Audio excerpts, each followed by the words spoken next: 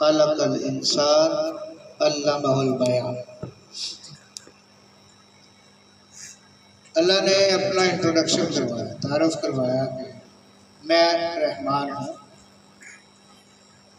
کیا ہوں؟ رحمان ہوں۔ اور رحمان کا مطلب اتنا بڑا کاریگر، اتنا بڑا جاننے والا کہ اسے کسی چیز کو بنانے کے لیے کسی سے کچھ پوچھنے کی، مشاورت کرنے کی ضرورت نہیں ہے۔ تو الرحمن علم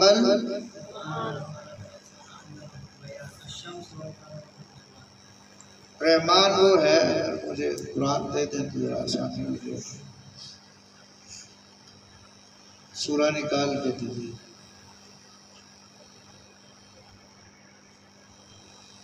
الرحمن علم القرآن، رحمان وہ ہے جس نے، علم کس کو کہتے ہیں؟ یہاں علم نہیں ہے، علم ہے، علم القرآن ہے، علم القرآن نہیں ہے۔ میں نے ابھی صبح کی نشست میں یہ بتایا تھا کہ ہم نے دو چیزیں سیکھنی ہیں۔ کیا؟ ادب اور خدمت۔ اس میں انسان کی عظمت ہے، بڑائی ہے، شان ہے۔ کہتا ہے کہ رحمان وہ ہے جس نے قرآن کو اپنا علم بنایا ہے، نشانی بنایا ہے۔ قرآن کو اپنا علم بنایا ہے، قرآن کو اپنی نشانی بنایا ہے۔ اب اس نشانی کو ظاہر کرنے کے لیے خلق الانسان، انسان کو خلق کیا، انسان کو خلق کیا۔ باقی ساری چیزوں کو کہا وَإِذَا أَرَادَ شَيْئًا أَن يَقُولَ لَهُ كُن فَيَكُونُ۔ زمین کو کہا ہو جا تو زمین بن گئی، آسمان کو کہا ہو جا کن فیکون ہو گیا۔ انسان کو اللہ نے خلق کیا ہے، پورے مجسم وجود کو اپنے دست قدرت سے، اپنے ہاتھ سے بنایا۔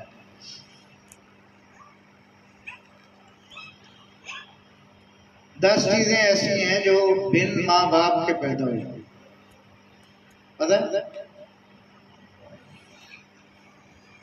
ایک آدم علیہ السلام، ایک اماں حوا علیہ السلام، ایک عیسیٰ علیہ السلام، عیسیٰ علیہ السلام کے والدہ، ایک وہ صالح علیہ السلام کی اونٹنی،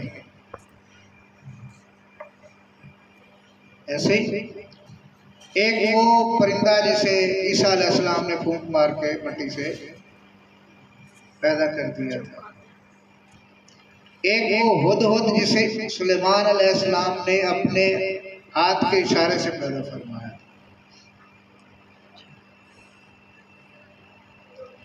ایک وہ دمبا جو اسماعیل علیہ السلام کے لیے حضرت ابراہیم علیہ السلام کے پاس آیا تھا۔ کتنے ہو گئے؟ 7 6 ہو گئے۔ ایک اللہ تعالیٰ نے فرشتے پیدا کیے، وہ بن ماں باپ کے پیدا ہوئے۔ اسی طرح جنات کا جو باپ تھا عزا، اور جنات کی جو ماں تھی یزا، عبرانی زبان کے لفظ ہیں یہ دونوں بھی بن ماں باپ کے پیدا ہوئے۔ کتنے ہو گئے؟ 9۔ اور کائنات کے اندر جو پانی ہے اس کا بھی کوئی نہ باپ ہے نہ ماں ہے، نہ اس کا کوئی اصل ہے۔ تو 10 چیزیں ایسی ہیں جو بن ماں باپ کے دنیا میں ایگزسٹ کرتے ہیں، موجود۔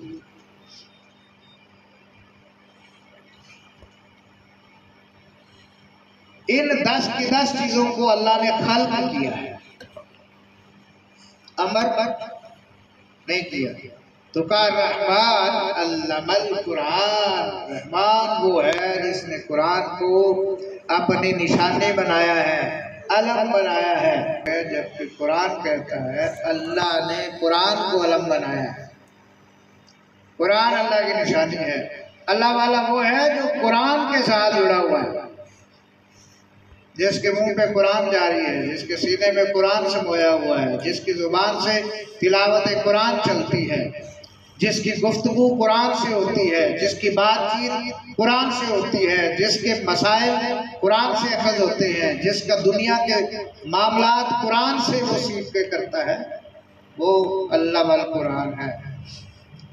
خلق الانسان، قرآن کو اپنی نشانی بنایا، پھر انسان کو خلق کیا، علمہ البیان، پھر قرآن اس علم کو، اس علم کو انسان نے بیان کیا۔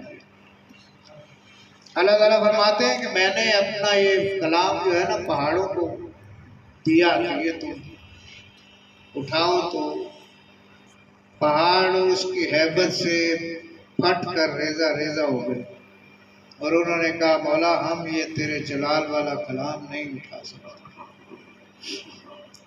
تو یہ انسان ہے جس نے اس علم کو بیان کیا۔ تو ہم کیا کرنے آئے ہیں؟ ہمارے خلق کا مقصد کیا ہے؟ اللہ کے قرآن کو بیان، اللہ کے قرآن کو بیان کرنا، یہ ہماری خلق کا مقصد ہے۔ الشمس والقمر بحسبان، اسی طرح سورج اور چاند کو اللہ نے ایک ترتیب میں جوڑ دیا ہے، خلق نہیں کیا ہے، خلق کیا ہے۔ والنجم والشجر یسجدان، اور یہ ستارے اور یہ درخت یہ سارے سجدہ ریزی کے لیے ہیں، ان کو بھی خلق نہیں کیا ہے۔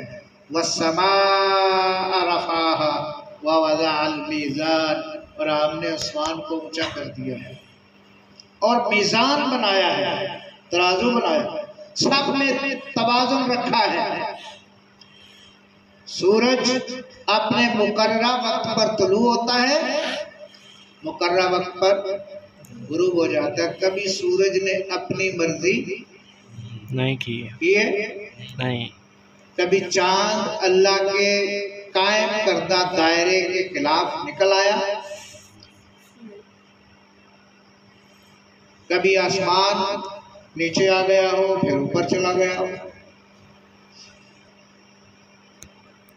فرمایا کہ ان کے درمیان ہم نے میزان، ایک عدل، ایک اصول قائم کر دیا ہے۔ کیا کرتے ہیں؟ اللہ تطغوا فی المیزان، اور یہ اپنے وزن، میزان اور اصول سے بغاوت نہیں کرتے، سرکشی نہیں کرتے۔ وَأَقِیمُوا الْوَزْنَ بِالْقِسْطِ وَلَا تُسْخِرُوا الْمِیزَانَ، اور ہم نے قسط کے ساتھ انصاف کے درمیان ان کا وزن قائم کر دیا، اور یہ اپنے میزان کو کھوتے نہیں ہیں، خسارہ نہیں ڈالتے۔ وَالْأَرْضُ وَضَعَهَا لِلْأَنَامِ، اور یہ زمین ہم نے مویشیوں کے لیے بنائی، جانوروں کے لیے، زمین پہ رہنے والے۔ فِيهَا فَاكِهَةٌ، اور اس میں ان کے لیے پھل ہے۔ وَالنَّخْلُ، کھجوریں ہیں، ذات الاکمام، اور وہ اپنی ذات کے لیے یہاں اکمام حاصل کرتے ہیں، نفع حاصل کرتے ہیں۔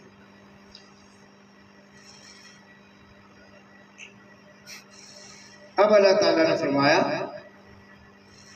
فَبِأَيِّ آلَاءِ رَبِّكُمَا تُكَذِّبَانِ، تم اپنے رب کی کون کون سی نعمت کو جھٹلاؤ، اپنے رب کی کون کون سی نشانی کا انکار کرو، اپنے رب کے قائم کردہ کس کس اصول کے خلاف جاؤ، اپنے رب کی دی ہوئی کس کس حیثیت کے مخالف عمل کرو گے تو۔ خلق الانسان من صلصال کالفخار، ہم نے انسان کو بجتی ہوئی کھٹکتی ہوئی مٹی سے پیدا کیا.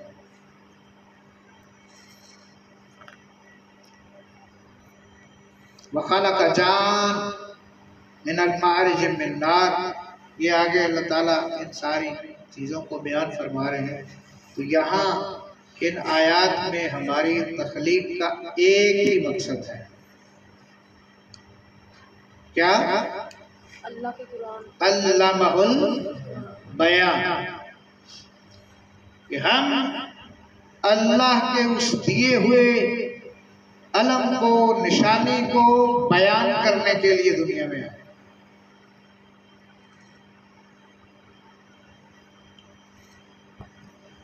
ہم کیا کر رہے ہیں؟ ہمارے گھروں میں تربیت کیا ہوتی ہے؟ ماں پیدا ہوتے ہی بیٹے کو گود میں لوری دے کے یہ بھی سنا رہی ہوتی ہے میرا بیٹا ڈاکٹر بنے گا. باپ کہتا نہیں انجینئر بنے گا. نانی کہتی ہے نہیں ڈنگر ڈاکٹر بنے گا. دادی کہتی ہے لو آپ نے اس لیے منتیں مانگی تھی، یہ تو سرکاری ملازم بنے گا. ایک دائرہ ہے جس میں سارے انسان کی خلق کے خلاف پیغام دینے والے اکٹھے ہو جاتے ہیں. کوئی نہیں کہتا میرا بیٹا رب کی معرفت والا بنے گا. کوئی نہیں سوچتا کہ میں اپنے بیٹے کو وہ بناؤں جو میرا رب چاہتا ہے. آپ چیک کریں دنیا میں آج بھی ان لوگوں کے تذکرے ہو رہے ہیں جنہوں نے قرآن اور اللہ کے اور اس کے رسول کے دین کو بیان کیا.